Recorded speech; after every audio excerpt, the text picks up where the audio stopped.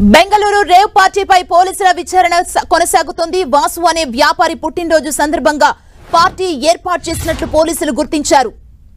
Sunset to sunrise Victor పేరు పార్టీకి ఏర్పాటు చేశారు. బెంగళూరు రేవ్ పార్టీలో 5 నిర్వాహకుల్ని పోలీసులు అరెస్ట్ చేసి రిమాండ్కు తరలించారు. ఈ పార్టీకి తెలుగు రాష్ట్రాల ప్రముఖులు హాజరయ్యారు. రాజకీయ నేతలు, క్రికెట్ బుకీలు పార్టీలో పాల్గొన్నారు. నటి హేమ కూడా పార్టీలో ఉన్నట్లు తెలిపారు కమిషనర్ చంద్రగుప్తా. రేవ్ పార్టీకి 100కు పైగా హాజరైనట్లు పోలీసులు తెలిపారు. పార్టీకి హాజరైన వారిలో 30 మంది మహిళలున్నారు. ఫామ్ హౌస్ దగ్గర 18 లగ్జరీ కార్లను పోలీసులు సీజ్ చేశారు. పార్టీ కోసం హైదరాబాద్ నుంచి ప్రత్యేక విమానంలో పలువురు ప్రముఖులు పార్టీకి హాజరైనట్లు పోలీసులు గుర్తించారు. రేవ్ పార్టీకి వచ్చిన వారి బ్లడ్ శాంపిల్స్ సేకరించిన పోలీసులు డ్రగ్స్ తీసుకున్నట్లు తేలితే చర్యలు తీసుకుంటామన్నారు.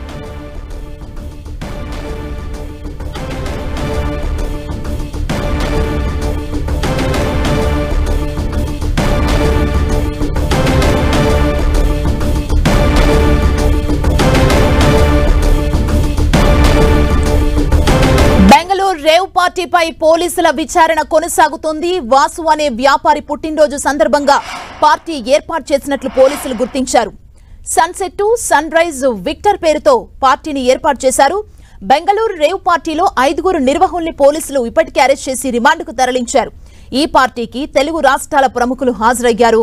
రాజకీయ నేతలు, క్రికెట్ బుకీలు పార్టీలో పాల్గొన్నారు. నటి హేమ కూడా పార్టీలో ఉన్నట్లు తెలిపారు కమిషనర్ చంద్రగుప్తా. రేవ్ పార్టీకి 100కు పైగా మంది హాజరైనట్లు పోలీసులు తెలిపారు. పార్టీకి హాజరైన వారిలో 30 మంది మహిళలున్నారు. ఫామ్ హౌస్ దగ్గర 18 లగ్జరీ కార్లను పోలీసులు సీజ్ చేశారు. పార్టీ కోసం హైదరాబాద్ నుంచి ప్రత్యేక విమానంలో పలువురు ప్రముఖులు పార్టీకి హాజరైనట్లు పోలీసులు గుర్తించారు. రేవ్ పార్టీకి వచ్చిన వారి బ్లడ్ శాంపిల్స్ సేకరించిన పోలీసులు డ్రగ్స్ తీసుకున్నట్లు తేలితే చర్యలు తీసుకుంటామన్నారు. రేవ్ పార్టీకి సంబంధించిన అప్డేట్స్ మా ప్రతినిధి సునీల్ మనకు అందిస్తారు. సునీల్, ఓవైపు రాజకీయ ప్రముఖులు ఉన్నారు, అదేవిధంగా సినీ నటీనటులున్నారంటూ కూడా పోలీసులు తెలిపారు. బెంగళూరు పోలీసులు అంటే దీనికి సంబంధించి మొత్తం వెనకాల ఎవరెవరున్నారనేది రెండో రోజు ఏమైనా బయటకు వచ్చిందా? ప్రస్తుతం అయితే పోలీసులు అదే కోణంలో దర్యాప్తు కొనసాగిస్తున్నారు. బెంగళూరులో జరిగినటువంటి రేవ్ పార్టీలో చాలా మంది సినీ సెలబ్రిటీలతో పాటు రాజకీయ ప్రముఖులు, మరోవైపు క్రికెట్ బుకీలు కూడా ఈ పార్టీకి పెద్ద సంఖ్యలో హాజరయ్యేట్లు కూడా తెలుస్తుంది. ఇందులో ప్రధానంగా బెంగళూరులో ఈవెంట్ జరగడానికి ప్రధాన కారణం హైదరాబాద్ లో ఇలాంటి ఈవెంట్ చేస్తే పోలీసులు నిఘా ఎక్కువగా ఉంటుంది.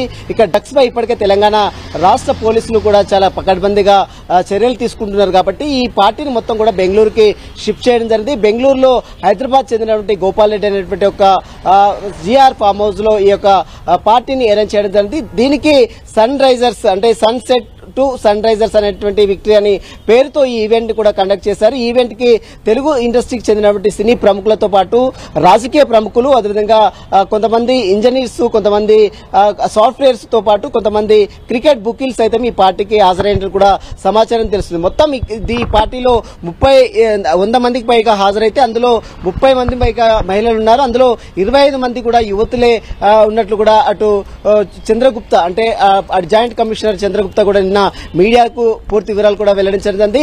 ఇక హైదరాబాద్ సంబంధించిన సినీ నటి హేమ నేను వెళ్లలేదు, నేను హైదరాబాద్ లో ఉన్నానని ఏదైతే చెప్పిందో, కానీ ఆమె పోలీసుల అదుపులోనే ఉన్నట్లు కూడా నిన్న జాయింట్ కమిషనర్ చంద్రగుప్తా మీడియాతో వివరాలు వెల్లడించినటువంటి పరిస్థితి. అంటే మీడియాని మరోవైపు మొత్తం పోలీసులను తప్పుదో పట్టించే ప్రయత్నం అటు హేమ సినీ నటి హేమ చేసింది. కాబట్టి ఆమెపై కూడా మరొక కేసు కూడా నమోదు చేస్తామని మాత్రం పోలీసులు చెప్తున్నారు. ఇక నిన్న అరెస్ట్ అయినటువంటి వారిలో దాదాపు మొత్తం 5 మాత్రం నిన్న అరెస్ట్ చేసి రిమాండ్ కూడా తరలించారు. ఇక మిగిలినటువంటి అనుమానితులు ఎవరైతే పార్టీకి అటెండ్ అయ్యారో వారిని అదుపులో తీసుకుని వారికి నోటీసులు ఇచ్చి వారందరినీ కూడా వదిలిపెట్టారు. ఇక అనుమానితులు ఎవరైతే ఉన్నారో వారి దగ్గర నుంచి మొత్తం బ్లడ్ శాంపుల్స్ కూడా సేకరించారు. వారి దగ్గర నుంచి 18 గ్రాముల కొకైన్స్ తో పాటు ఎండిఏ డ్రగ్స్ కూడా పోలీసులు సీజ్ చేయడం జరిగింది.